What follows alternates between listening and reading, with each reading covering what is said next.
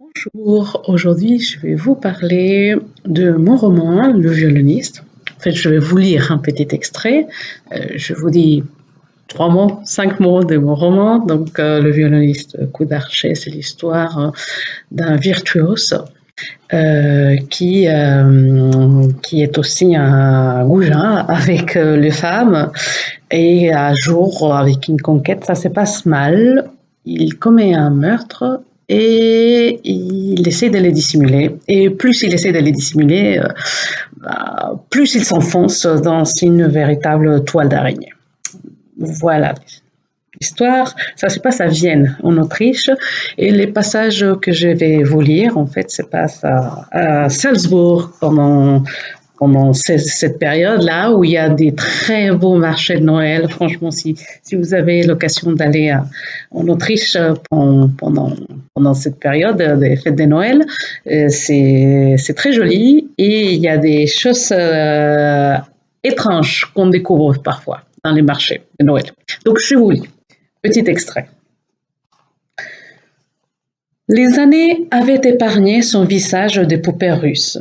Elle conservait sa beauté de ballerine dansant sur scène, celle qu'il avait admirée dans sa jeunesse, comme si les trains pris ce matin l'avaient transportée à nouveau dans le temps. D'abord avec l'escale dans son village, puis par cette agréable rencontre avec la seule amie d'un temps révolu. Son sourire radieux répandait les bonheurs sur son passage. Sa présence chassait tous les tourments. Comment ne pas se concentrer sur celle dont les yeux d'émeraude lui rappelaient que lui-même fut, à une époque, heureux, insouciant, innocent. Elle le prit chaleureusement dans ses bras, se réjouissant de l'avoir reconnu. « Je suis contente de te voir !» Puis elle s'élança dans un monologue avec ce charmant accent russe qu'il aimait. Elle avait cette façon de parler rapidement dans tous les sens. Il avait hâte de tout apprendre sur elle.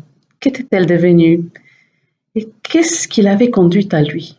Il était hors de question de transformer ses retrouvailles en interrogatoires dans les halls de l'hôtel. Alors il l'invita à l'accompagner dans sa promenade. Après tout, Salzbourg, à cette période de l'année, offrait tant de possibilités qu'il ne pouvait pas se contenter de lui proposer une balade sur les quais. La douce fraîcheur de la nuit paraissait idéale pour se perdre dans les ruelles du centre-ville et lui faire découvrir quelques surprises. Une ambiance festive les accueillit sur les marchés de Noël des Residenzplatz, illuminés comme un ciel étoilé. Irina s'arrêta devant un stand de boissons chaudes. Au même instant, un attroupement se formait à quelques mètres d'eux. On jouait comme un enfant.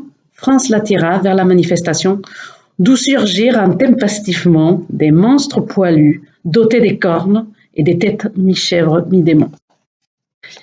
À leur vue, la jeune femme ne put retenir un petit cri de surprise, tandis que son compagnon riait à gorge de poulailler. D'autres bestiaux surgirent de la foule, animés par un bruit de cloches qui rendait toute conversation impossible. La procession des Krampus se poursuivait. Certains jouaient des farces aux passants. Un diable noir aux dents acérées attrapa les bonnets d'Irina et les balança. Franz s'accroupit pour le ramasser en même temps que les monstres taquins.